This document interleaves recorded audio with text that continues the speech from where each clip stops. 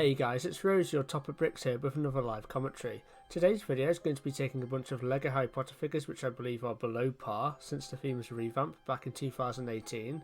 I have gone into Photoshop and I've made changes to these said figures in order to make them more accurate and recognisable. So without further ado, let's hop into this video. Okay, so taking a look at the first figure, we have got Severus Snape. So I've talked about this figure before, and as we all know, it's not accurate at all. The face print is fantastic, the hair is fine, but it's mainly just the torso where the purple really doesn't work whatsoever. So what I've done is I've completely changed it. I've gone with the 2010 look with the torso and below, so I've given him his cape back, I've given him a proper torso print. It just looks far better, but I've also kept the same headpiece and the same hairpiece, so you know, that's the only thing that's really changed. I think this is a perfect Snape figure now. I think the head print is an improvement from the one in 2010, because this figure was only available in the 2010 version of the Hogwarts Castle. I think this is the only set I believe, so, but yeah, I think this is a perfect Snape figure now. It's just mainly the purple that needed removing. As you can see, this is what the figure's based off, and I really don't know what they're going with. I think maybe the torso, like, it could be an inky blue, it could be an inky purple at the most, but it's basically black. I think maybe they tried to just add a bit of contrast to it, but like I say, it's just not accurate at all. So I think I've done an improvement there, so that's what I would do. That's a change that you can do yourself as well. You can just go on Bricklink, get the Snape figure. I think he only costs about $5 to $10, and then just put the new head and hairpiece on him, and you know, you're good to go. So next up we've got Molly Weasley. So there's a couple of things I don't like about this figure. I don't like the headpiece, because I think the headpiece they used was the one from Helga Hufflepuff. I couldn't really think of an alternative that would be extraordinarily better. So what I decided to do is remove some of the wrinkles from the face print. I've also changed the hair because the hair is completely inaccurate in my opinion, and I've also added some print on the dress piece. So here's my altered version. So I've changed the hairpiece to the one from 2010. I believe this hairpiece was given to Molly Weasley in the 2010 Borough set, and as you can see, looking at the markings around the eyes and the kind of the double chin effect, I've removed those, so she looks a lot younger. She doesn't look too young either. I think she looks like, you know, about 50-60 years old, which is, you know, what she was in the films. So yeah, I'm happy with that. I've also given her some leg printing. I mean, how hard would it be for LEGO just to give her some leg printing like this?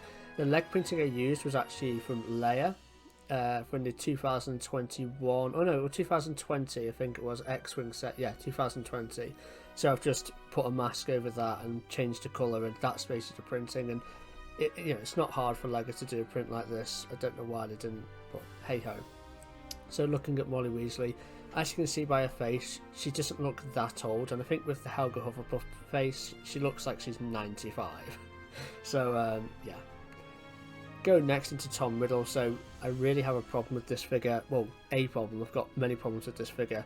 The head and the hair is fantastic, but as soon as you look lower than that, there's definitely problems. So there's no prefect badge or head boy badge. It's one of the two. It's either a prefect or head boy badge that we see in the Chamber of Secrets scene. The Hogwarts crest isn't coloured, and also his waistcoat thing, for some reason he's made them all pinstripes. In LEGO have made them all pinstripes for this minifigure, where that's not accurate at all. It's all just dark bluish grey with some buttons, so I've made those changes. Also, the leg printing for the cape is off, as there's gaps. You can see where the silver is coming through. And also just the general colour of the legs is wrong. I think they should be dark bluish grey as well. So this is what I've done with the minifigure.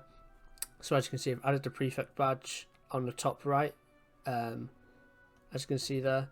I've also changed the Hogwarts crest from the one we got in the 2005 Triwizard Tournament. The first task, the Harry and the Hungarian Horntail, that set. That Harry figure's got this Hogwarts crest, so I decided to import that onto this one. They could use the same design, I guess. Just change all the colours around, but I like this Hogwarts crest better than the one that they actually used. So I've added that one there, and also in the waistcoat section, I've actually gotten rid of the lines, made the inner section behind the collar all dark bluish grey, and just added some buttons and some lines which would indicate the holes where the buttons would go into. I've also made his kind of jumper thing in the middle. I think it's a jumper. I just made that black just to give it some contrast rather than dark bluish grey, but it is a very dark grey in the actual film. I've also gotten rid of the gaps in his leg printing, so his cape will be all nice and flush, and that'll be the same on both sides. And also from the side view, so ideally there'll be dual moulded legs. And for the leg colour, I've just made dark bluish grey. I think this is a definite improvement from the other ones. As you can see, I think, is that a head? I still can't tell if it's a head boy or a prefect badge in the top right, but we've added that in. As you can see, the Hogwarts crest is in colour, so we've changed that.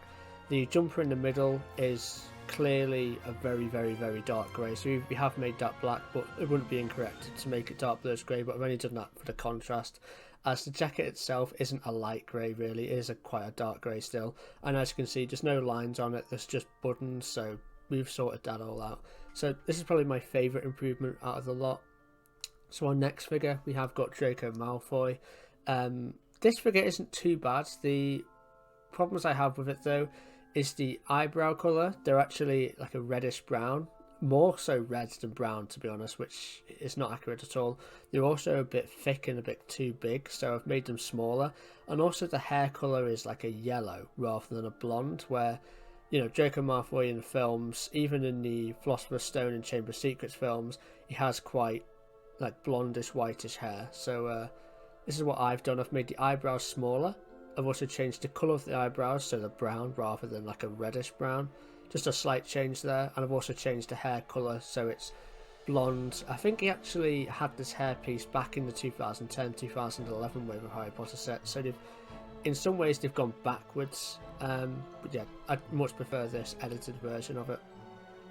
As you can see, even though it is quite a harsh blonde compared to Draco in the later films, where it's clearly like an off-white colour, or an off-blonde colour I should say, you know what I mean. I still think the blonde piece that I've used is more accurate than the yellow. So that's Draco Malfoy. Going on to his father, we've got Lucius Malfoy. This figure came in a Diagon Alley set, and I think it's unique, though it's coming in a book in 2022, like one of those wizarding book things with the minifigure, so this minifigure won't be unique for long. So this, I think I've changed two things. I've changed the hair colour to the blonde, which we all know and love, how he used to have in the old Diagon Alley set of 2011 in fact, and I've also given him a cape, because when do you ever see Lucius Malfoy without a cape? Like, rarely ever. So I'll move on to this. Yeah, so giving him his cape there, Photoshop that in, and I've also changed the hair colour to like a more dirty blonde rather than like a bright yellow. So yeah, I much prefer this version of Lucius Malfoy. As you can see, Lucius Malfoy especially has got a very soft blonde colour, not a harsh one, so I don't know why he went with the yellow for him, but there we go. So next up we have Cho Chang. So this figure isn't too bad, however I think that the skin colour is a bit off. I understand why they went with that kind of a mixed caramel colour, because I think in some shots in the film and definitely in some scenes it does look like she has a darker skin tone than she actually has. But I think when you look at the just proper pictures of Cho Chang, she clearly has just a normal flesh skin colour skin tone. She hasn't really got any darker skin than say Harry and Hermione, not much darker anyway. So I've just made her just a normal flesh coloured skin tone. I did try and make her hair dark brown, so I did edit all that in, swap the hair piece around to make it all dark brown, but I don't think it looked too great, so I ended up reverting back to the black. But she does actually have a dark brown hair colour, though I think you can pass it off as black due to how dark it is, but as you can see clearly she does have just normal flesh coloured skin tone, so I decided to go with that rather than the kind of the darker one. But yeah.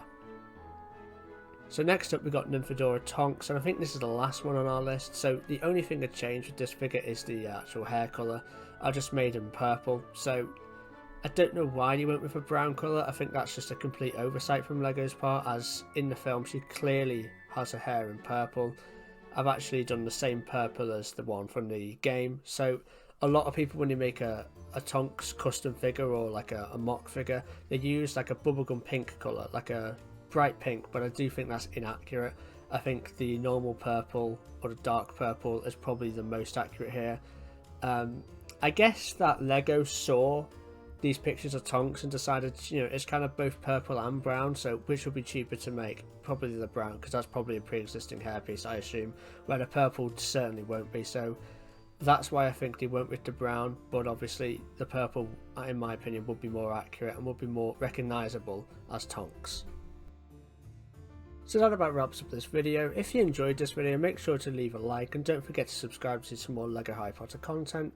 I've been Rosie with Topic Bricks. I'll catch you in the next one. Bye for now.